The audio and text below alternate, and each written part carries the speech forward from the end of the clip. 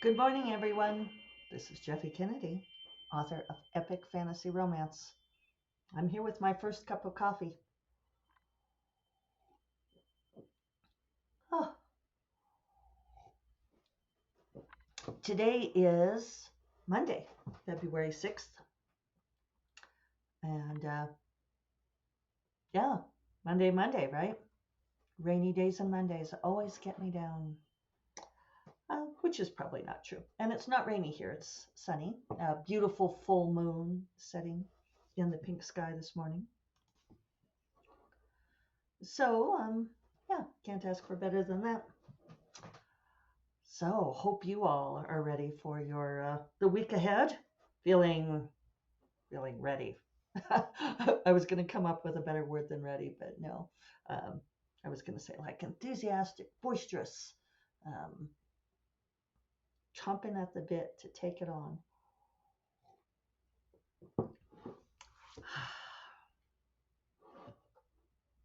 So let's see here. Um, Primary thing I need to remember is that I've not been mentioning because I've kind of been out of pocket, and then Friday I had the tired. Uh, I'm pretty much recovered now, but it's been FaRoFeb, Fantasy Romance February. Longtime listeners know I love the Faro gals. And so lots of promotions and events going on this week, of which I am part, and which I've neglected to mention thus far. But we are remedying that today. Uh, First of all, I'm part of this fabulous giveaway, um, of which there is one day left. So I will put the link in the show notes. But it's a fabulous giveaway. You can win prizes from Jennifer L. Armentrout, Nicolette Andrews, Zoe Ellis, Emma Ham, Danielle Jensen, me, AJ Lancaster, Lisette Marshall, Sylvia Mercedes, HR Moore, Jenny Lynn Roberts, and Phila Roth. So it's really a wonderful giveaway. You can enter it at the link that I give you. And there are also things going on later on this week. So I will give the link to FaRoFeb.com, which has all of the events. But the TLDR is that on Friday I am doing the workshop talk.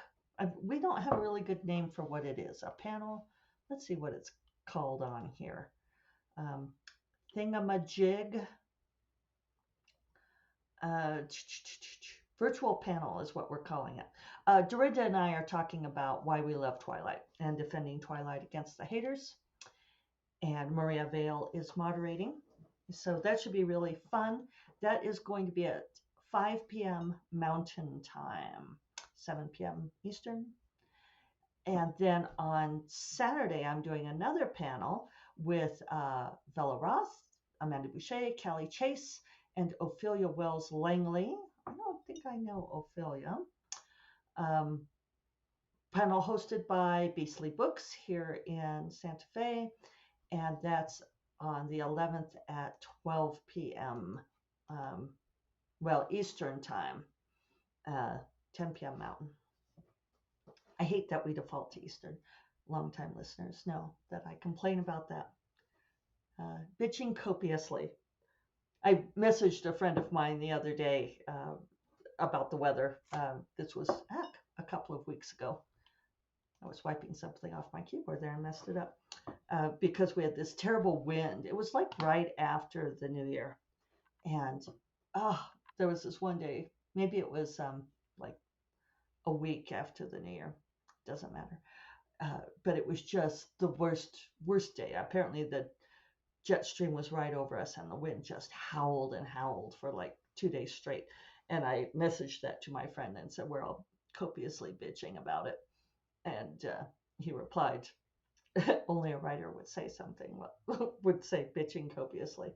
It's like, yeah, okay. I guess that's where I live. It's funny because trying to think of how I want to say this. Being a writer is a funny profession because it's something that begins in secret for many, many of us. Unless you are someone who like goes for the creative writing MFA and like totally owns the writer mystique from the very beginning.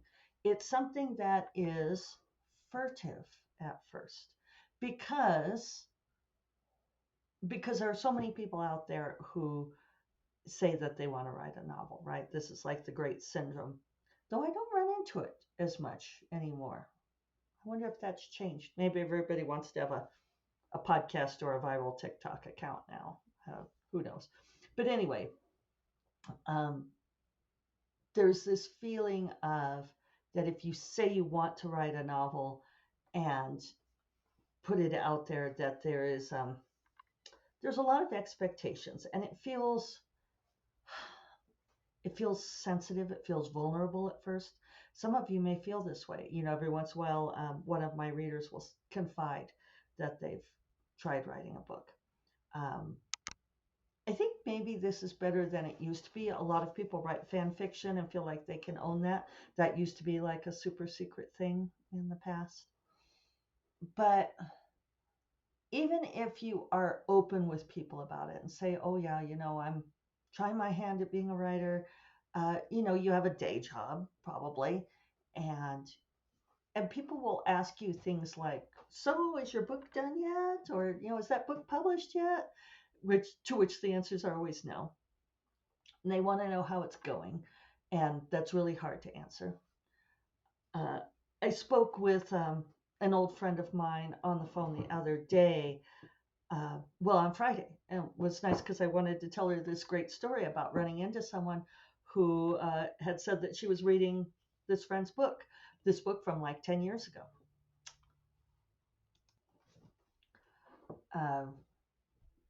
Oh, sorry for the, I would call it technical difficulties, but it's actually me. I went to look to see what year that book came out. It was 2019. And so, oh no, it's not really 2019. See, that's why I'm confused, because she just republished it. And so then the dates get confused. 2010. All right, so it was 13 years ago that this book came out. Closer to 12. But anyway,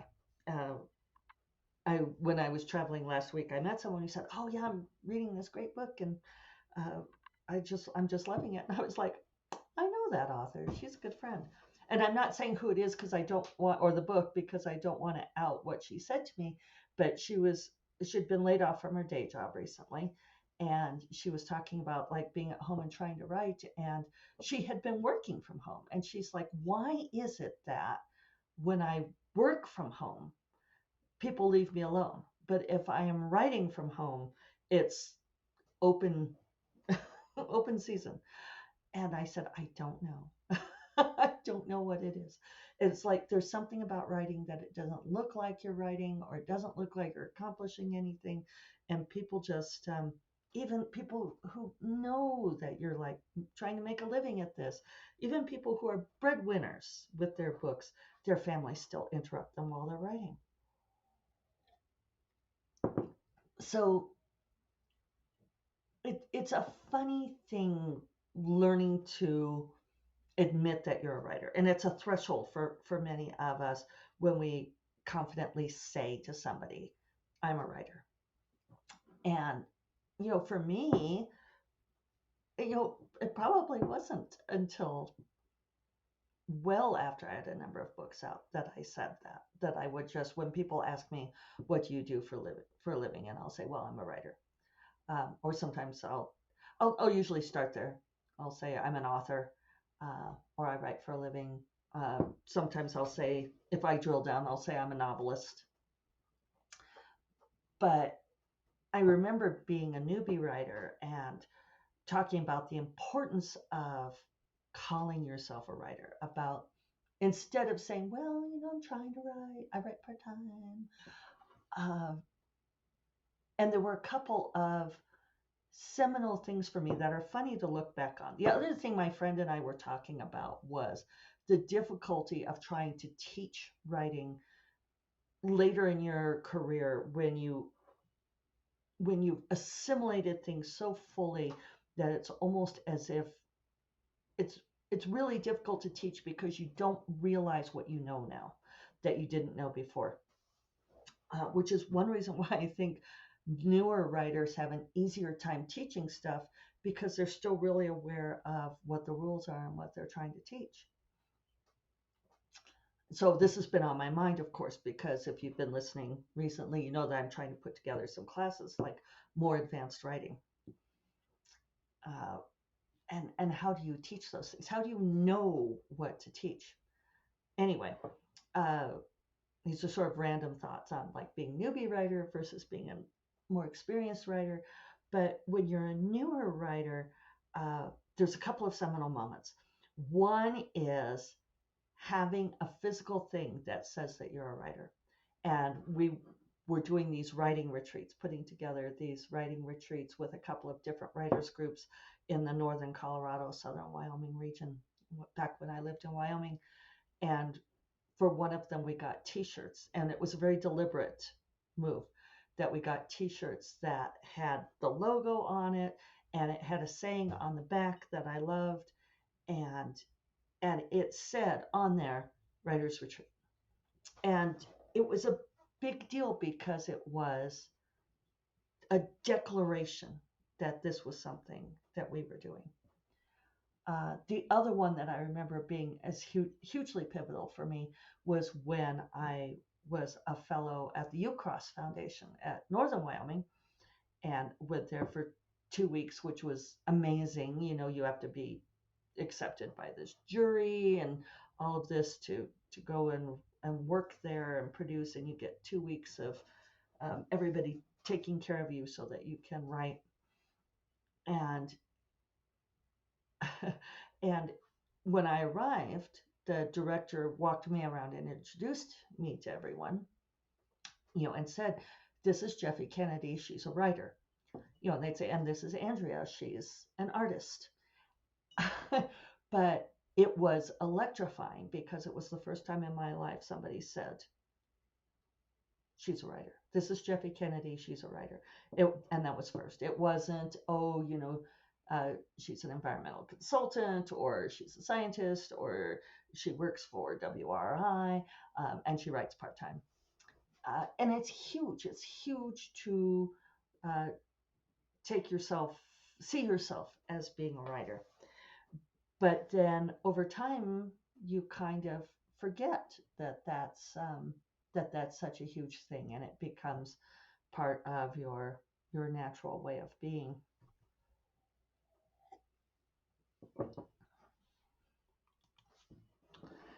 Now I've forgotten exactly how I got down that track. Maybe it'll come back to me, but yeah, I'm not remembering now. And you all shouting at the speaker doesn't help. I wish it did. And I wish that there was a way to pause this and go back and listen without stopping it. And I don't think that there is a way. If I produced it, I could do this, but since I'm not going to do that, well. So, yeah, if it comes back to me, I might address it tomorrow. But anyway, I think those are important things to remember about the difference between when you start out and later in your life and where you are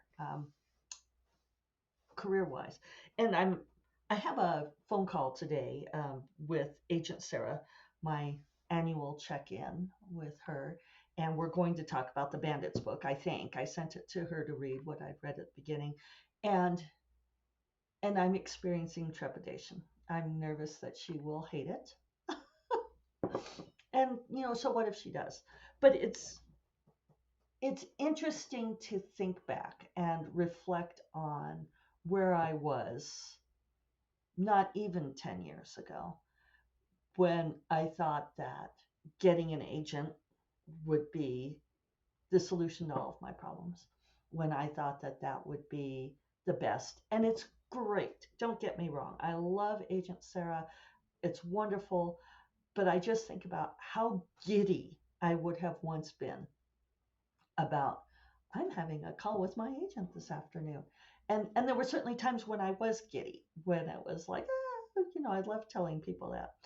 And I was excited. And now it's like, now it's another business phone call. And I suppose we become accustomed to these things um, to some extent, and it becomes part of the business of doing things. And I guess in some ways it's too bad, right?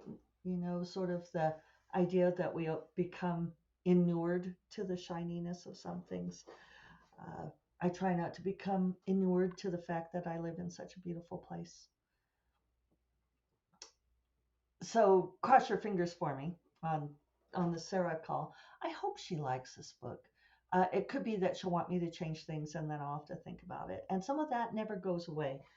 Uh, I One of the friends that I was with last week was reading Shadow Wizard. Had a paper copy of Shadow Wizard there, and they were saying, "Look, I'm reading your book," and I was wincing. I was like, ugh.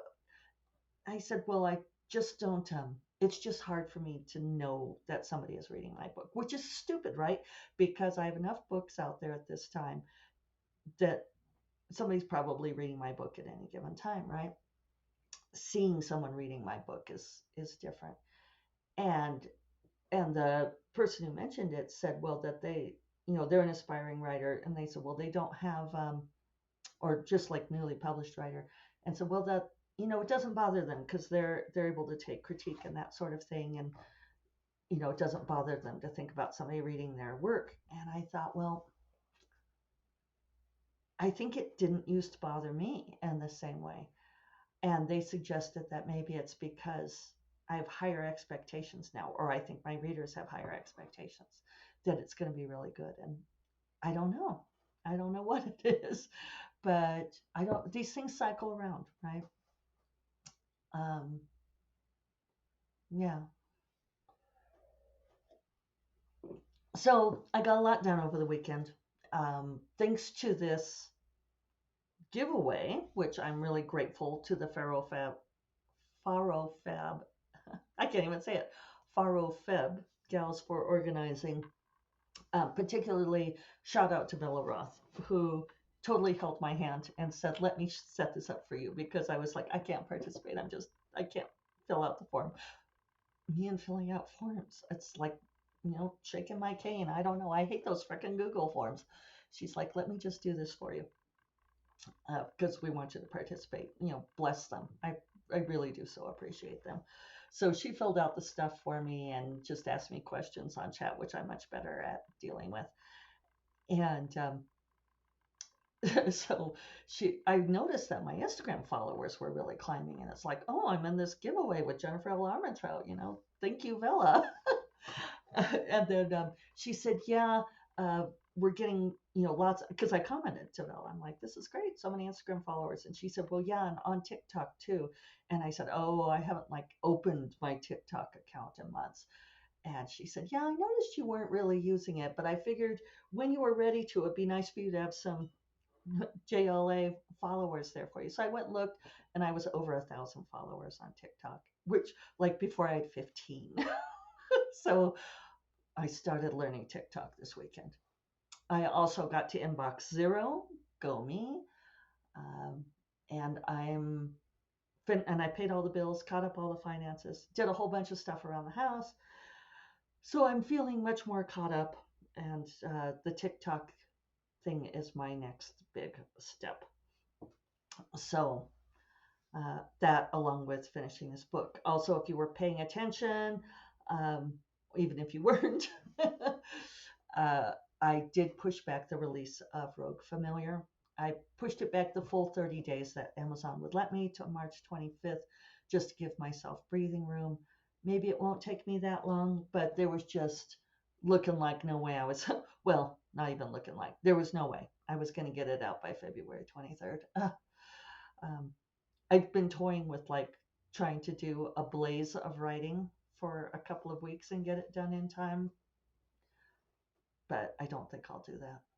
I'm still toying with it. I'm still considering it. Like, what if I just took a week off of all the meetings and everything and just did like huge word count every day to get this book done? I know.